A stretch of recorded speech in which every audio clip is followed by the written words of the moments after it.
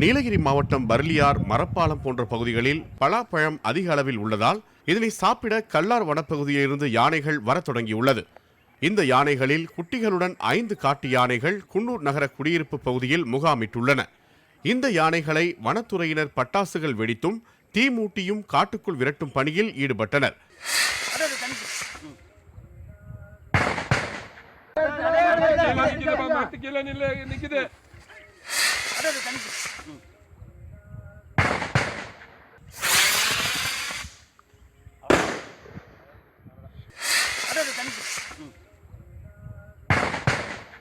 இருப்பினும் யானைகள் அடர்ந்த வனப்பகுதிக்குள் செல்லாமல் கன்னிமாரியம்மன் கோவில் அருகே நேற்று மாலையில் தனியாருக்கு சொந்தமான நீச்சல் குளத்திற்கு சென்று அங்கு ஆனந்த குளியலில் ஈடுபட்டது.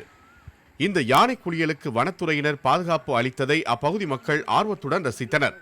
பின்னர் 2 மணி நேர குளியலுக்கு பின் யானைகள் அப்பகுதியிலிருந்து மெதுவாக நகர்ந்து நஞ்சப்பா சத்திரம் குடியிருப்பு பகுதிக்குள் சென்றது. இதனையடுத்து அப்பகுதியில் குடியிருக்கும் மக்களுக்கு இரவு நேரங்களில் வெளியே வர வேண்டாம் என வனத்துறையினர் எச்சரிக்கை விடுத்துள்ளனர். மேலும் இரவு நேரமாகிவிட்டதால் யானைகளை துரத்தும் பணி மீண்டும் இன்று காலை முதல் தொடர்ந்து நடைபெறும் என்றும் அவர்கள் தெரிவித்தனர்.